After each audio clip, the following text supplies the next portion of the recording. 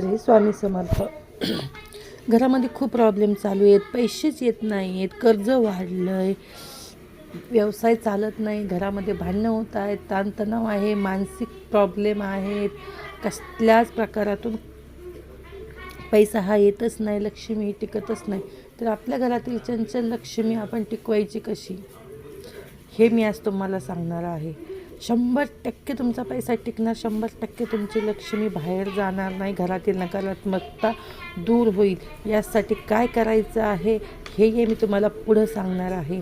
तर आपल्याला करायचं काय आहे, खूप उपाय केलेत आपण आत्तापर्यंत, पण कुठलाही उपाय सफल होत नाही आहे. तर उपाय सफल होण्यासाठी आपण करायचं काय आहे, तर आपण करायचं आहे हा जादुई उपाय. हो, जादुई उपाय. जादुई उपाय म्हणजे एक जादूची पोटली. ती जादूची पोटली आपल्याला देणार आहे धन, संपत्ती, मानसिक शांतता, घरामध्ये आनंद, सुख, समृद्धी, या सगळ्या गोष्टी ही जादूची पोटली आपल्याला देणार आहे. तर ही जादूची पोटली कधी लावायची, कुठे लावायची आणि त्यापासून काय फायदा होणार आहे, त्या जादूच्या पोटलीत ठेवायचं तरी काय आहे, हे सगळं मी तुम्हाला सांगणार आहे.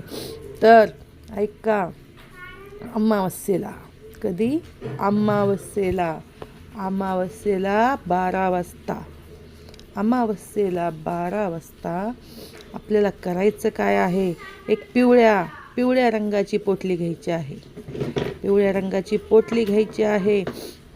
त्याच्यात 1 मूठ मीठ टाकायचं आहे. काय टाकायचं आहे? मीठ. ज्याने नकारात्मकता जाते, पैसा येतो. मिठाला खूप काही महत्त्व आहे.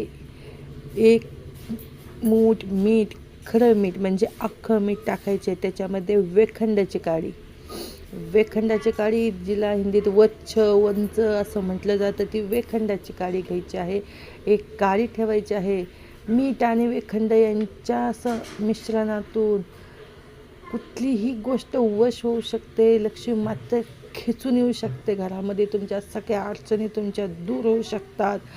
काय करायचं आहे? मीठ घ्यायचे आहे, एक काडी घ्यायची आहे वेखंडाची, आणि हे सगळं मीठ आणि वेखंडाची काडी आपल्या कुलदैवतेसमोर ठेवून आपल्या सगळ्या इच्छा सांगायच्या आहे. आणि बरोबर 12 वाजता ती पोटली घ्यायची आहे. तिला पिवळ्या धाग्याने तिचं तोंड बंद करायचे आहे. एक पितळचा खिळा घ्यायचा आहे आणि मुख्य दरवाजाच्या वर 4 इंचावरती तो खिळा ठोकून मुख्य दरवाजावरती हे वेखंड आणि मिठाचं मिश्रणाची पोटली लावायची आहे.